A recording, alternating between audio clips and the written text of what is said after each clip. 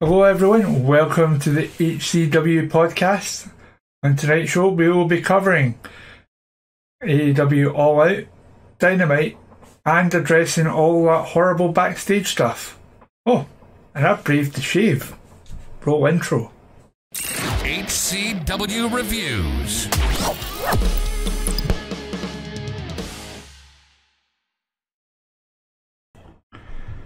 Hello everyone, welcome back to the HCW show. As you may have noticed, I'm not on camera after coming back from the intro. It's because I wanted to surprise these guys with the effects of the Brave the Shave. So you'll have already seen it if you watched the video that came out at 8 o'clock last night. But for these guys, any second. Yeah. Wow. Wow. You're bold. Real bold. Wow. Yeah. Doesn't look bad, to be honest. No, it doesn't. No. It doesn't. I was expecting, normally when people shave off everything, they look ill. I'm going to be honest. But yeah, you look fine. Yeah. I'm proud of you. We met for the first time at weekend and you had a lot of hair. And now I've seen you with nothing like 5 days later. It's wild. Yeah, so why should you do Brave the Shave? Here's why. But no, obviously we did the shave this morning. The video, well, I say this morning as we're recording. As you've seen it was yesterday. The video with the edited montage is live from 8 o'clock last night. So please do go and check it out if you haven't already. We managed to raise £410 in total for Macmillan Cancer Support, so thank you to everyone that donated. The link is still active though, so if anyone still wants to chip in, you can absolutely do so. But less about that. There's been an absolute mental time over in AEW. So let's get into that. Starting off with the kind of main news stories surrounding AEW at the moment. So one that has come to light today, though has been building up over the last couple of weeks, is Malachi Black. Reportedly requested his release a couple of weeks ago over concerns for his character development and his position on the card.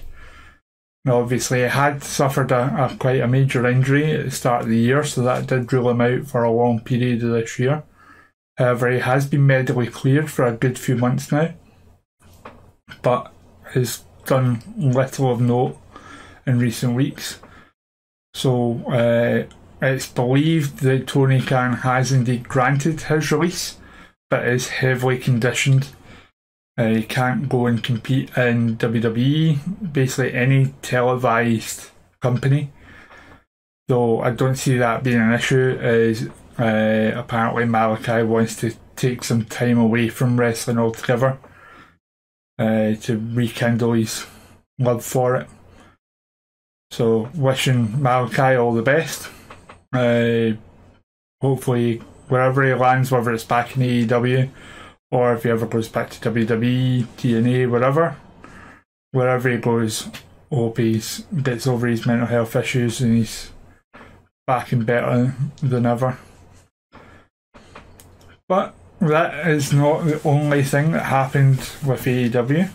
Obviously, there's been several stories coming out about backstage conduct and comments made by talent about other talent in the company.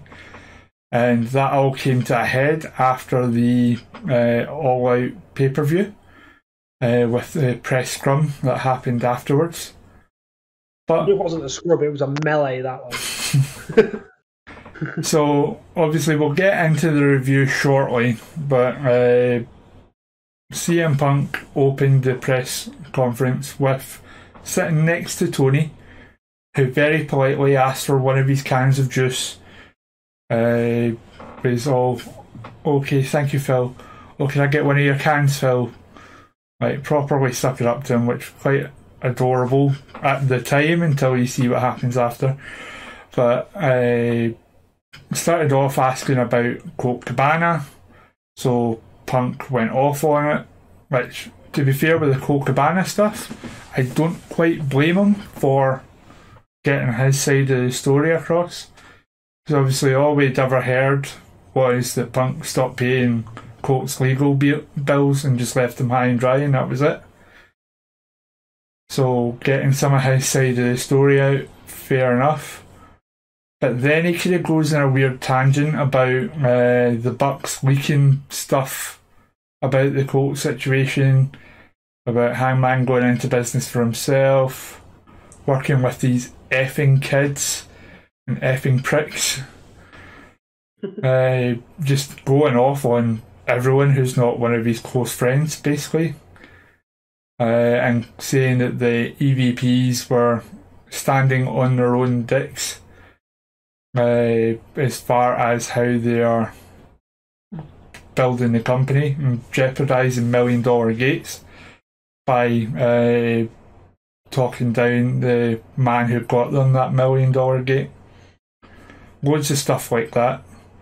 So, needless to say, Punk wasn't too popular with the guys in the back when he went backstage.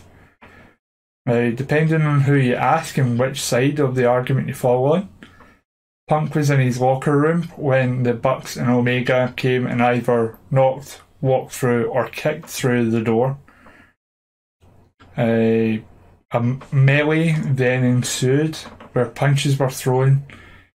Kenny Omega was bitten by Ace Steel, and it's just been an absolute mental situation.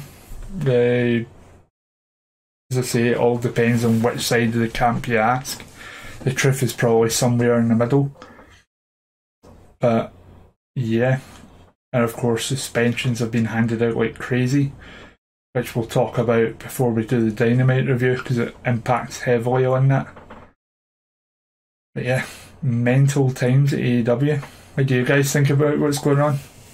It's just mad, innit? Like, I enjoy watching CM Punk rant, but when you're being unprofessional, just shut your mouth. Because, like, he's complaining about people being unprofessional and running people down. He's doing exactly the thing he's complaining about. It makes no sense. But it was a good rant. If you're going to rant, do it like that. But yeah, it's just, the whole thing is mental. Yeah, I saw so many diehard AEW fans cling on to the hope that it's just a work. Like, it's clearly not. No, this is the worst work in the history of works, if it is. What about yourself, Ray? What are your thoughts on it? Yeah, it was a magnificent rant, I'm going to be honest. Like, without saying he was impressionable, but I really enjoyed it at the same time. But like this week's Dynamite kind of proves that they don't need any of them, and it was still a good Dynamite. It's kind of like, I enjoyed the Dynamite. The wrestling was good, and we'll cover that, but it lacked a hell of a lot of star power, in my opinion. I enjoyed the whole event without it, I'm going to be honest. But obviously, for the weeks building up to All Out, Tony Khan was talking about we're finally getting back up to full roster strength, more star power they've ever had in AEW, and then he suspends half of them. But we'll talk more about that as we come up to the Dynamite review. So we'll go straight into the All Out review. If you want to take it away from here, please, Ray. Yep, so All Out, it took me 3 days to watch this, basically, because I had to watch Raw in the middle of it. But yeah, so it didn't feel like 3 days, it just took a while to get around to it. So we kicked off with the Casino Battle Royale, which started with Ray and Wheeler. Not much really happened, it was pretty much the usual gymnastics / grappling to get it going. Then Roosh came down, and then Roosh smash, like he absolutely obliterated both of them. Then obviously Andrade followed him, and there was a cool sunset flip ladder bomb. I think it was on Utah, might have been on Phoenix. Cesaro was up next, Claudio, and he did an awkward. A lot. This is the one spot I didn't enjoy. It. He did some weird, awkward ladder, like flipping Tetris-y spot, and it just took too long to do. Like, I think it was Andrade was on top of the ladder and he wedged another ladder and he was trying to lift the ladder, and it was just Andrade could have easily just jumped off the ladder by the time it took to get to it. Then Dante was in after that. Some flippy stuff happened.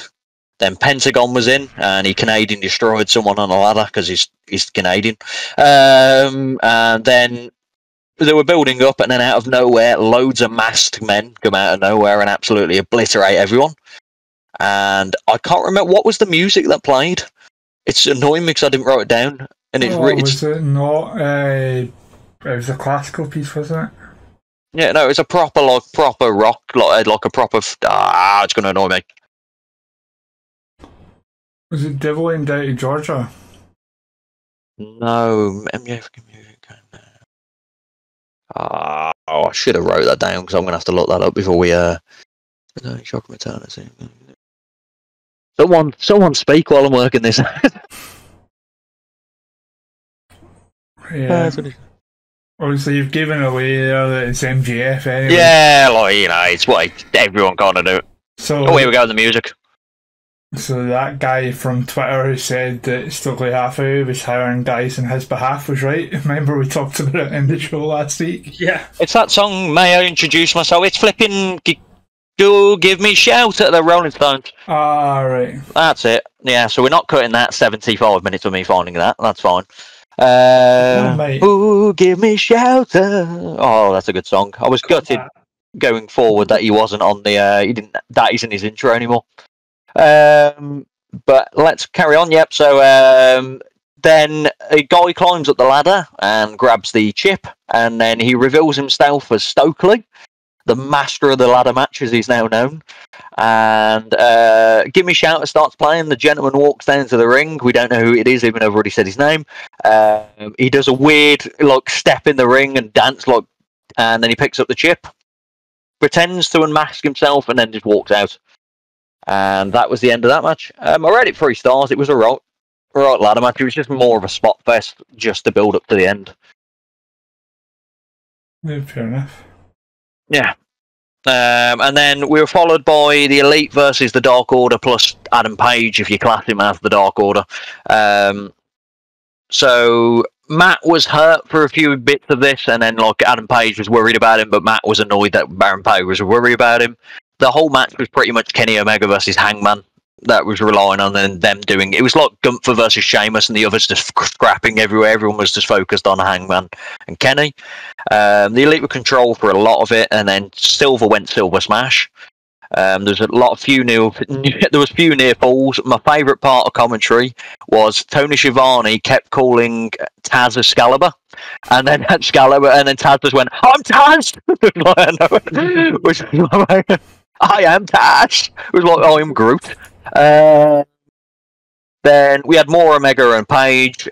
He went for a buckshot and got the near fall on that, and then it ended up with him picking up the win with the one-winged angel.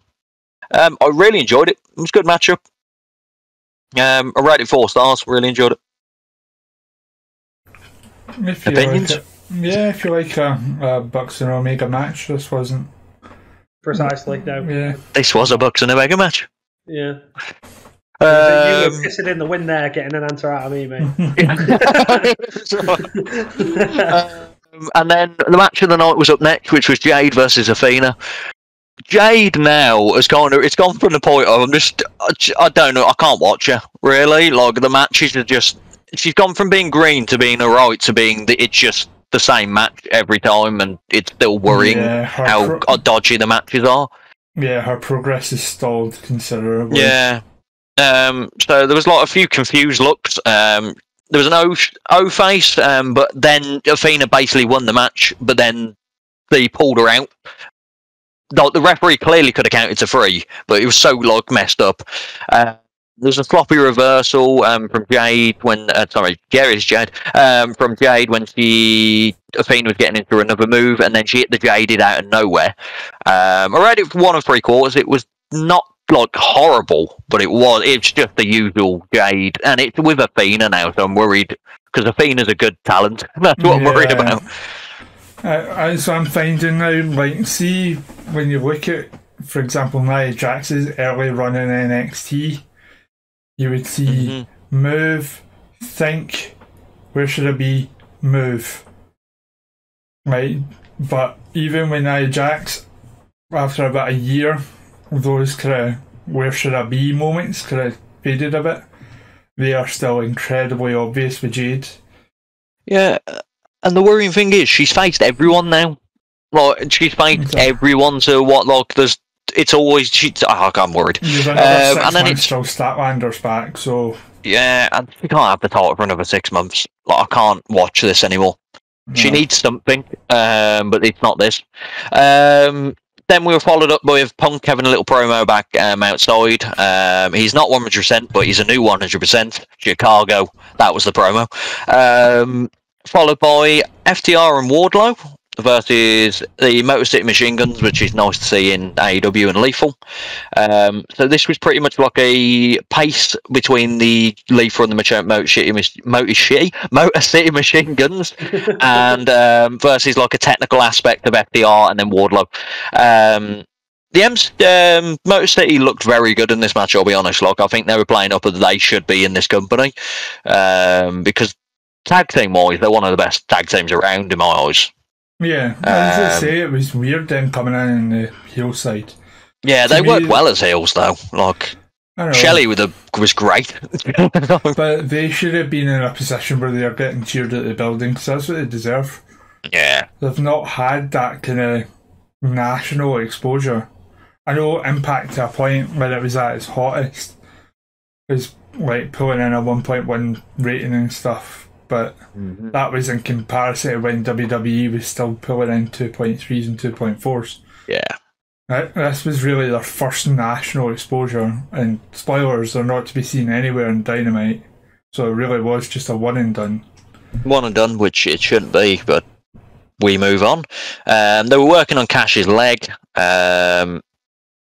Then obviously Wardlow came in and just basically obliterated everyone after a kind of few. They hit a big rig on Lethal after big rig and then a lethal injection straight after that, which was a weird kind of spot. And then Wardlow just did his few power bombs and picked up the win. Like, it was good. I'll be honest. I rated 3.25 because it was fun to watch. And then they were about to was about to have like a slight melee, but then someone came back. Joe's back. But he's not on Dynamite. Spoiler. Joe's back. He'll be on Rampage. He's advertised. He got suspended.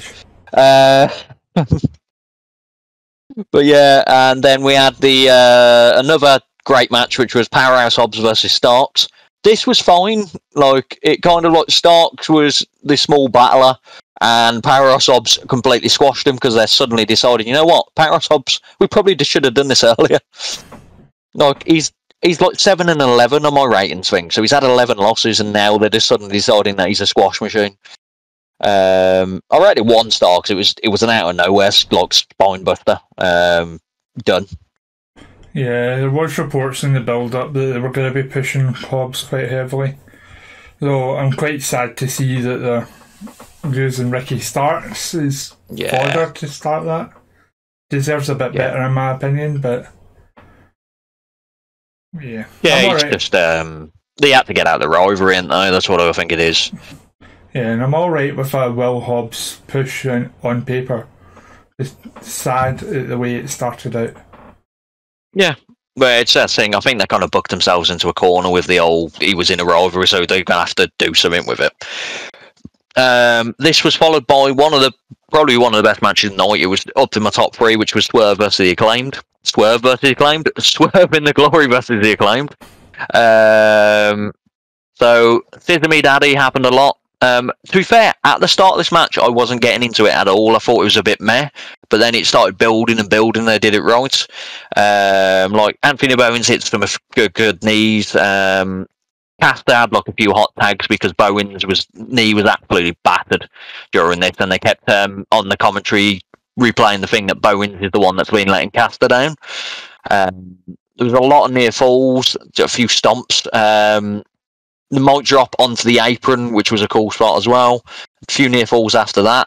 And then there was a few times where you actually thought the Acclaimed were going to pick up the win. And then out of nowhere, like Swerve was being an absolute dick for the whole match. And then out of nowhere, they hit the Swerve Stomp Bomb. I don't know what they're calling that. But I rate that 3.75. Very, very good match. Yeah, it was. It was interesting to see like Swerve and Lee working heel. Like, they knew the crowds were behind the Acclaimed, so they rolled with it. And there's a lot of talk in the scrum. The Acclaim should have gone over. There was a lot of talk in the scrum about calling an audible. Which they were not very happy about in the post-show, so... Yeah, you shouldn't, even though it's crowd reaction, you shouldn't do it in the middle of a match, unless you don't know the winner, as in, like, if they're going to decide in the ring, then that's fair enough, but, like, if you know the winner, you shouldn't suddenly decide it because the crowd are going, yay! Because, you know, that happened at Clash in the Castle. Drew was winning the title. We were followed up by the Fatal 4-Way for the interim women's title, which was Jamie Hayter, Storm, Baker, and Shida. So Shida was quite in control for a lot of this at the start, like absolutely blasting people with strikes. Then it became one of them typical one move you roll out, and if a person rolls in one move you roll out kind of matchups. Rebel got in the ring just to get headbutted, which was just funny to see. They dragged Shida up to the top of the apron, Hayter and Baker, and then she curb stomped her. And then Shida had to go out back. Then it started kind of getting a bit slow, and then Shida came back with kendo sticks, because kendo sticks. Hayter hit a tombstone, which I was really popped for, just seeing a tombstone in a random women's match. If anyone and then can get away with pulling it off as well, it's Jamie Hayter. Right, it's the size of her out of the other women as well. Like, the only person that's like kind of her size is Statlander. And then it was followed by Hayter nearly getting a pinfall and Baker pulling her out. And then, so obviously, pulling the ref out, and then so Hayter's pissed about this. And then it was a weak finish in my eyes. That I don't like Toni Storm's DDT. Like, a strong zero was weak on the odd occasion if she didn't do it properly, but these DDTs are just terrible. I want to know what happened to that really cool finisher she did on SmackDown a couple of years ago. The one where she like obliterated. It was like the it started off in like the Randy Orton backbreaker position. Like, that was such a cool move, and I'm sure I ever did it once. Right? Yeah, I don't understand that, but yeah, this DDT's not for me. Like, even on when we speak about Dynamite, it just doesn't look like it's hitting properly. I still rated it. No, that was Brian. I still rated it for like 3.25 because it was a fun match. It's just the finish kind of flopped. Yeah, but it builds towards Baker and Hayter splitting. That's what we all want. Next up, Jungle Boy. Well, Jack Perry versus Christian. So Luchasaurus fooled us all, and he attacked Jack Perry. I think the reason for this was because Christian's absolutely battered. Yeah, don't know how he got battered. I don't know either. Apparently it happened on the bit where Jungle Boy actually got his revenge. Well, he got his revenge. Yeah, it was shoulder injury, so he needs surgery on that apparently. So obviously this was another squash match which ended with Jack Perry taking a spear, near fall, unprettier. Done. Rated it like a 1/4 star, I think, because it was just, it is what it is. And that was your blow off. Yeah, that just happened. Then we were up to BD versus Jericho. So it was pretty much like a one-upmanship match. So Jericho's trying out wrestling because obviously he's the Lionheart suddenly again, and obviously Daniel Bryan's the best in the world at wrestling right now when it comes to technical kind of side of it. So it's quite back and forth. Like, Bryan was in the walls, but he wasn't in it for long. Then Jericho was in the LaBelle lock, and then another tombstone happened because, you know, tombstones are a thing now. Then they were swapping submissions. Jericho got him in the Lions Tamer, and then Bryan Danielson got him in the cattle mutilation. Then Jericho kind of slipped out of it. He did the elbows a few times, Bryan, and got him back in the cattle mutilation. Then it got to a point where Jericho got Aubrey in the corner, a low blowed BD, and then hit the Judas effect, and he picked up the win. I was expecting a bit better from this. Like, I don't know if it was just because there was so much going on this card, and I don't think this could have had at least 10 more minutes in a different scenario. It's almost like they didn't need 15 matches between this and the buy-in, and could have scrapped about 3 or 4 of them. Yeah, and give this like 10 more minutes and stuff like. But yeah, I rated it was 3.5 stars. So like, imagine 10 more minutes. Like, it would have been a very good match. I know we're talking about a Danielson Jericho match on pay-per-view. Only getting 3.5 stars. Yeah, which is just time. Like, it needed more. Then it got to Daniel Garcia out back, just going, not a fan. This was followed by the 6-man, which is Darby, Sting, and Miro came out the Void versus the House of Black, with Malachi Black really wanting to be in this match. So Darby was the whipping boy for a lot of this match. He was getting absolutely annihilated. Miro got a hot tag, but every time he tried to get a hot tag, there'd be a heel kind of way of stopping him coming in. So then Sting got his hot tag and he was beating everyone up, because that's still a thing where Sting's impenetrable. Sting versus Black was a mini like kind of thing. Miro was non-existent in this match. Like, they just kept throwing him and like stopping him from getting in the match. And then it ended with Sting doing the myth to Malachi. And you couldn't see it properly, so because it just happened so quick. It didn't look like he got him in the face. It just happened so quick. And then they picked up the win. I rated 2 3/4. It was alright. Yeah, and Malachi after the match applauds the fans and basically is waving bye. Yeah. So we know what that was. The reason for that was now. Yeah, I'm hoping they still keep the House of Black together, because the 3 of them will still work together, even if it's kind of like a mutual beneficial thing rather than having like a leader. Because Julia Hart works with that group. Yeah, you never know. Miro could end up. They could be in the Void, the House of Void. Another one that's not on Dynamite. The Void of Black. I just something needs to have Void in it. Garcia was this, and he's let down, and obviously he's annoyed by what's happened. And then we're on to the main event. So Punk versus Mox. So Punk won within 7 seconds of the GTS. That GTS, I thought that was actually going to happen. At one point, it just shows AEW's booking. At one point, I was, oh my god, that's happened. Then they brawled around in the crowd for a bit. Punk was absolutely busted open, like blood was flowing. It wasn't your typical Moxley, like bleeding and just like kind of dry already. It was absolutely crimson mask. He was working the foot, which obviously due to the surgery, Moxley. They threw a few submissions, so like the bulldog choke went into the Anaconda Voice.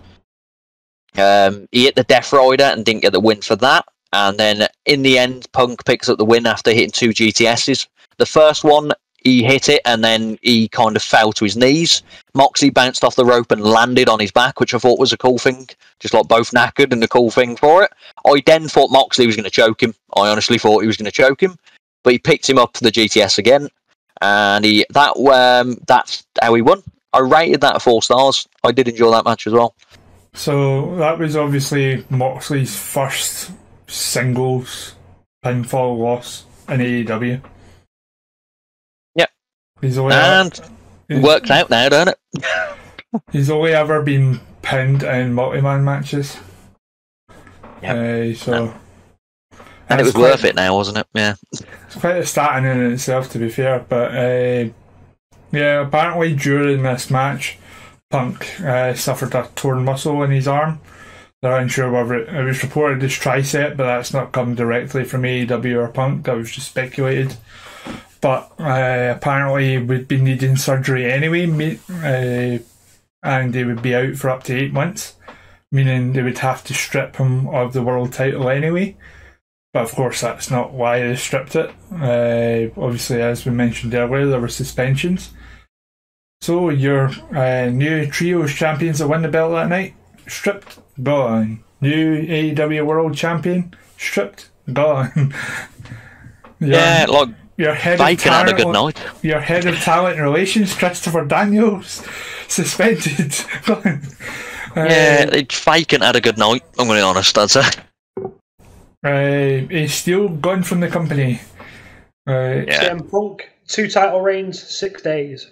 Yeah, I think CM Punk, because he got injured the first time round, I'm so annoyed, and he's come back and got injured again. I think he was pissed, and he just went, I'm going out in a blaze of glory. Screw you all.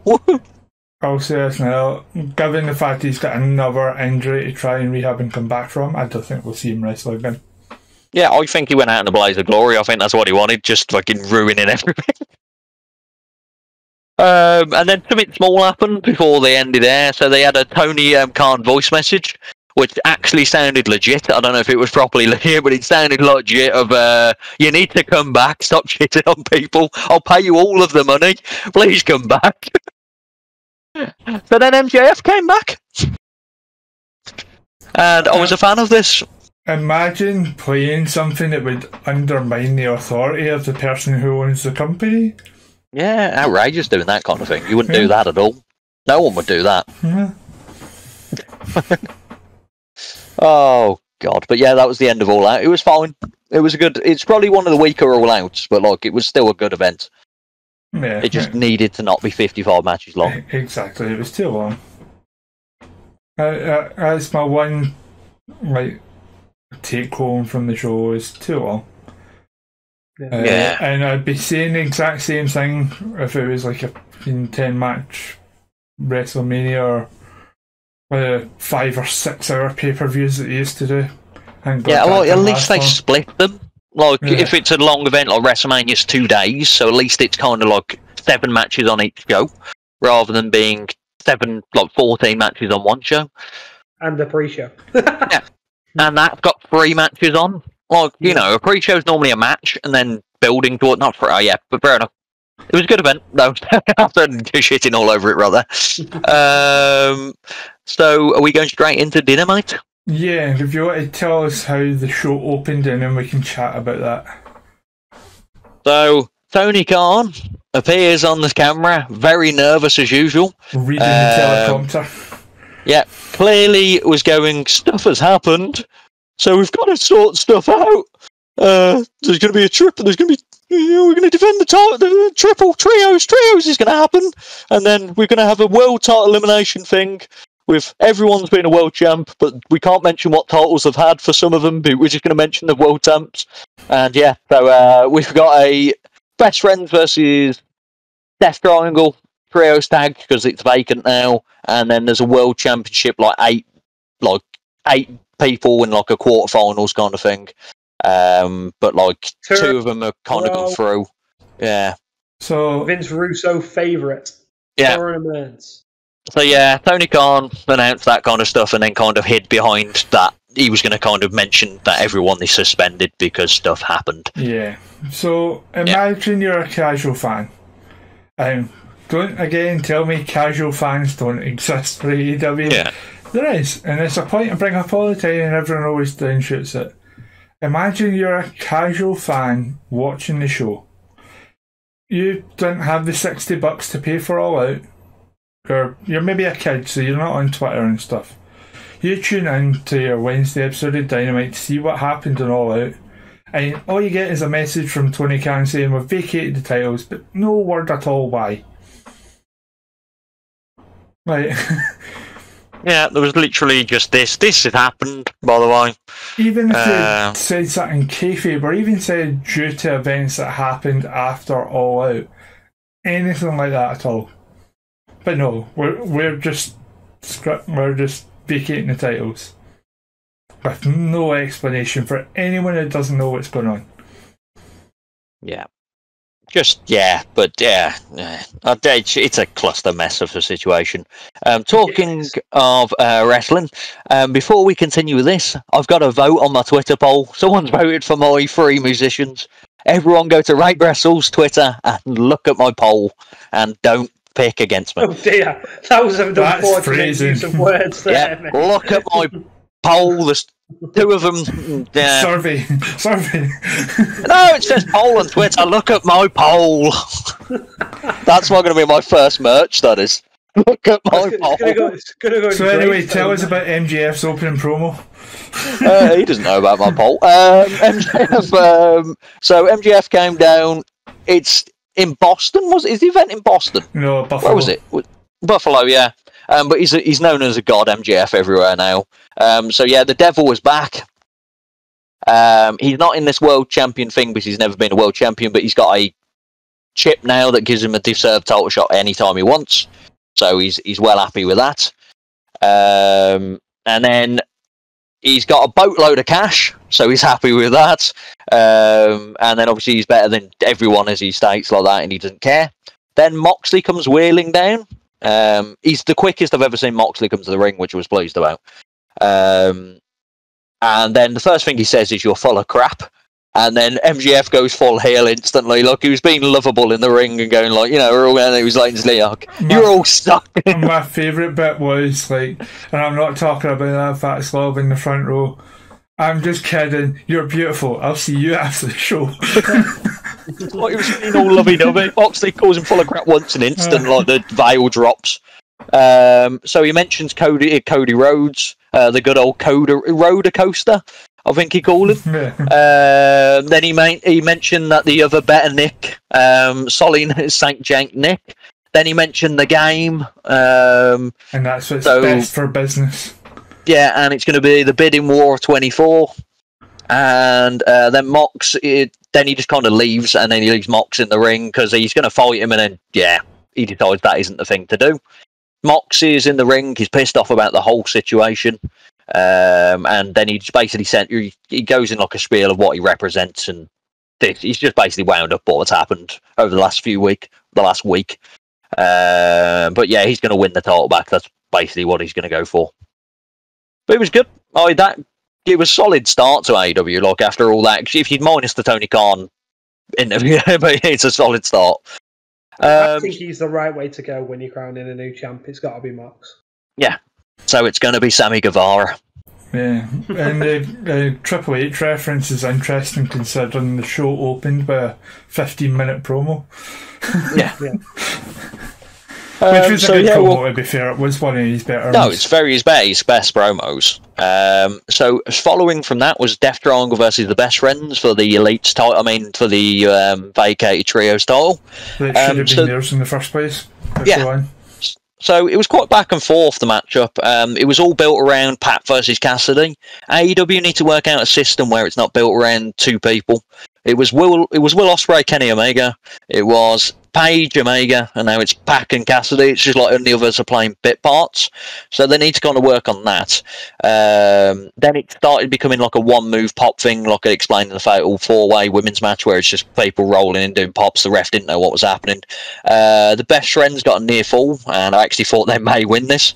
And then out of nowhere, Pac kind of picks up the win with the Black Arrow. It sounds weird to say the Black Arrow came out of nowhere. But yeah, so it was. I rated 3 stars. It was a good opener for Dynamite. Yeah, it was quite good. This is the final I wish we'd got, but what I'm really surprised at is why wouldn't you reach out to Ospreay and Aussie Empire to come down and get the titles? He already said he's done, hasn't he? Ospreay said he's done with AEW for a while now. So I don't think he'd want to come back to lose. We're back again to lose. So unless they kept him around, because the only way Ospreay'd come back if you won the title, I think, because we need you to come back quickly to lose this title match. Yeah, you're not going to do it, are you? But does he get to call Pac 2-pack now? Because he's got 2-pack. He's going through changes. That's the way it is. I'm lost in this now because I'm happy that I came up. Give me shelter. No, so the Dark Order had a reference a promo out back.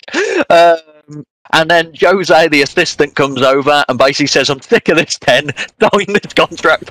It wasn't even like a slow thing. He's like, "You fucking just sign this."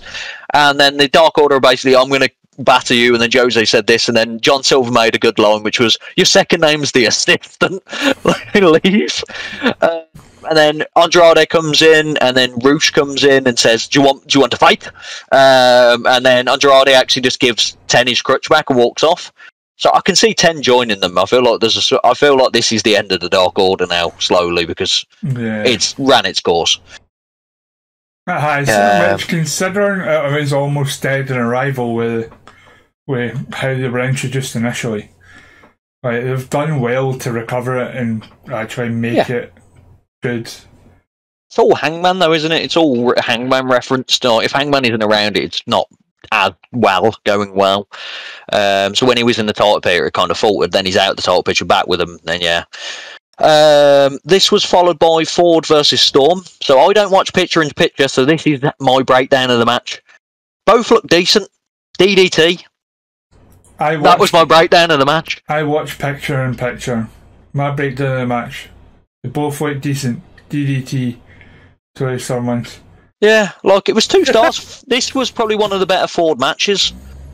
Like, she looked pretty decent in the ring, and Storm looks good. That DDT doesn't look good. Like, I don't know if you've seen any Ford's like indie stuff, but Ford is actually a really good wrestler. Yeah, like when she was with Janela and stuff like that, yeah, she's good. But it's just, she's just not used.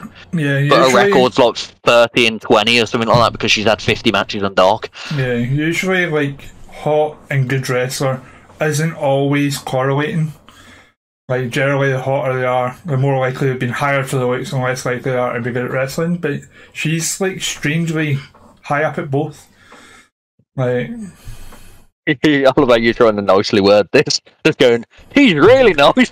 Pretty. Oh, God, I wanted to make a joke there about my Twitter thing, but I'm not going to go back there. So we'll move on. So this was followed by a 2.0. I don't know what they call themselves, like the groups. I'm still calling them 2.0, the tag team. Angelo Parker and... Is it it's not even Angelo Parker now, is it what they... Matt Menard and... Is it Angelo Parker? Ah, okay. But yeah, so basically, I didn't watch the buyout, so I didn't know this. Action Bronson attacked, and now this is going to be a thing that Action Bronson's going to have a match. Good I'm alright with. I like Action Bronson. It's just a thing, because that's happening. And then Jade Cargill needs to be in that match, because her best match was with Shaq. So, bring you the motion.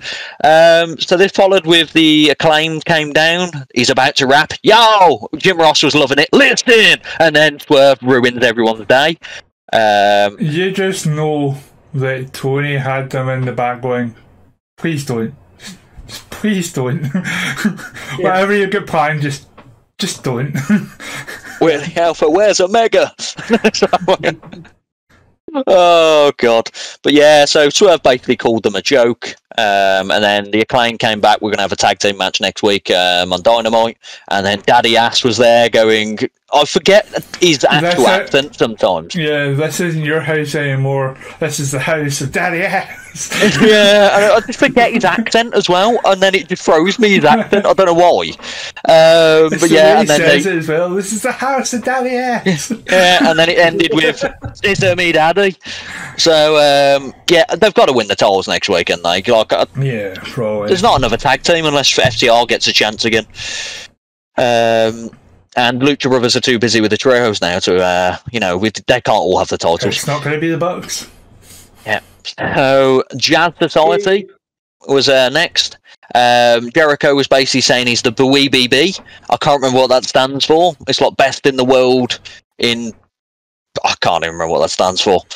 But he's the BWBB. And it's going to be his championship. And just to throw a spoiler, the event I watched, the thumbnail was Jericho versus Thingy next week. And I didn't even pay attention to it. And that could have spoiled everything if I didn't pay attention. So I was watching the next match and going, oh, this will be a great match. And then I thought afterwards, hold on, that's the thumbnail? Oh, God, so they're showing next week's match and it's the thumbnail. So he could have ruined it. He's getting his rematch from All Out without saying he's getting his rematch from All Out. And yeah, then he's down like, and there's just mentioning Twitter, and yeah. This was followed by Nice versus Wardlow. So Nice has had a good run in AEW. Clothesline, powerbomb. By Nice. Quarter of start. You're forgetting the titty flicks. What? Your pecs need work. Wardlow does this clothesline, by the way, which I don't know if I like it or not. Because it looks cool, but then it's also, why does no one just kick him in the middle of him being like down here? Like, one should just like, why he's doing this? It's like a boss battle when you see the opening, you're just going, what should I do? But yeah, so he slayed Nice. Oh, quarter of star. Then he was about to batter Sterling, and then he couldn't batter Sterling, and now it's Wardlow's world again because he's fallen off. Wardlow's world. Yeah, people saying I've lost all momentum. Well, yeah, that's because you have. And people saying that I'm not as over as I was, which he's not. Yeah. And Wardlow's world definitely isn't over. It's never going to be over. Wardlow's World. It sounds like a 70s show. Wardlow was at his most over when he had no music. Like, the music he's got is, and I like, shouty stuff, as some people would call it, but yeah, there's like no structure to his song, so it's hard to sing along with. It's hard to, yeah, it's a mess.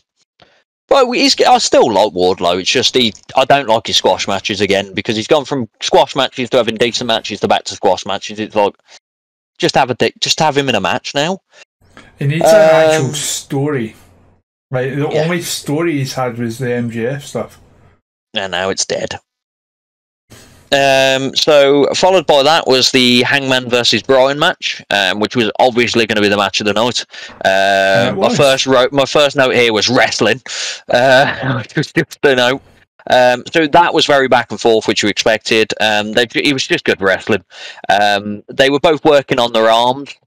Bryan got the label lock in and he just broke it out. Then he hit the Psycho knee and the Hangman rolled out the ring because he hit him too far. There was a few openings where like the buckshot was about to happen, it didn't, and then there was just a quick fire pin by Bryan with the O'Connor roll to pick up the win. So it made Hangman look fine still as well, because he got beat by like a good pin. So it wasn't like he just got absolutely blasted. I rate it 3.5. It was good Dynamite match. Yeah, right. Well, obviously it doesn't touch Sheamus and Walter from the weekend, but it's my favourite TV match of the week. Yeah, and to be fair, I jokingly said that was my match of the night, and I realised I actually gave the next match my man of the night, but they were both the same rating. So before we skip to that match, Stokely was out with his posse of 7 people. Stokely and his, I don't know what we're going to call them yet. So people, yep, that's you people. So yeah, he was just on about respect and stuff like that, and then a random guy came over and went, "You're running out of time on this promo," which was a bit weird, and he went, "This guy's telling me," and then this absolutely battered this like random stagehand, and that was the end of that. I do like that Stokely's being presented as a more serious character, but it's hard to buy. Where's the baddies? I was not expecting you to be the one complaining about that. Yeah, but I just don't like when things just stop. Like, explain why is he not with the baddies now? Like, it's just like, this has not happened. And yeah, I suppose I. And then the main event was good old Wheelie Yuti versus Daniel Garcia in his hometown. So he had the rapper with him. Don't remember the rapper's name, but he rapped. Poorly. He rapped. So yeah, this was it was just a good match. It was a technical match. I've always liked these matches. Like, they were they had a 5-star match for me when they were on the independent scenes. Great Germans from Wheeler Yuta. Both guys were absolutely blittering each other, trying to wear each other out, going into submission after submission. Thingy actually kicked out the seatbelt pin, but they did a good thing that he couldn't get his hand on his leg, so that's the reason he kicked out of it, because he didn't get it fully in the seatbelt pin. And then Garcia was hitting the sharpshooter. He got it in once, and then Wheeler got to the ropes. Regal said, "You better fight out of this." Then he had to backpedal and went, "Yeah, I probably would have got the ropes myself." And then he got him into it again. It was absolutely wrenching back. Yuta kind of reversed it and got him into like the bulldog choke. And then again, Garcia got him into this sharpshooter, and he won it that time. Absolute wrench back. It was like the Mark Haskins full-on wrenching back sharpshooter. I would put his sharpshooter up there with Bret and Owens. Yeah, because it was full-on. Like, Bret Owens is like your standard sharpshooter, like technical, but his is like rough. But in a good way, like it's proper snug, like the leg is right in. It's really well done. But yeah, so Garcia picked up the pure title, which is good, because I think Wheeler Yuta was kind of weighing with that now, so they need to kind of do something with him. And then just after this, Daniel Bryan comes down to the ring. I'm going to call him Daniel Bryan. That's his name forever. It's like Cesaro. I can't get it out of my head. BD come down to the ring, and Wheeler Yuta kind of pushes him off, and then shakes Garcia's hand, and then Brian puts the bout around Garcia's, which is obviously nice because Garcia's favourite wrestler ever, and that was a nice thing. And then Jericho comes down and he's annoyed because the whole thing of this, which I forgot to mention, Jericho said he wouldn't come down for this match. He's on his own. And he did that meme. He did that meme where, do you know the cat, where the woman's pointing at the cat? So he's pointing and then flipping Garcia's a lot. The cat meme. But yeah, so it's going to be... He did well looking proper heartbroken. Yeah. But yeah, it was a good ending to AEW. Like, it was a fine show. I enjoyed it. It was. It just lacked a lot of star power for me. Right. No. I would just swap. Obviously, I can see why they had. Oh, they put Punk on it. Not even that. Like, I see why they had the pure title match main event, because it's Garcia's hometown and stuff. But again, for the casual audience, you would have expected the biggest name outside of the Elite and Punk and a former AEW World Champion to be closing the show for the World Title Tournament. Yeah. No. I'll be very interested to see the viewing figures when they come out. I'm sure there'll be a huge spike to see how it's addressed, and a big drop off after if they do it by quarter hours.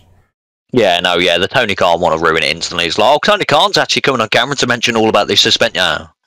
Yeah, the second he says that the titles are vacated, but nothing else about it, I'm sure many people would have tuned out. That's probably why they hot-shotted MJF to the first thing on the screen as well, so it's instantly him and then MJF, so you want to hear MJF speak. But yeah, it was fine. It was a good Dynamite. Like, good week of wrestling. It was good. It was just obviously overshadowed by what's going on. But it's Tony Khan's own ineffective management that's led us to this situation. Yes, Punk was unprofessional. Pretty much everyone in that room, regardless of which side you believe, was unprofessional. Nobody covered themselves in glory in that situation. At the end of the day, it's professional wrestling, and not a single one of them were professional. No. Yeah.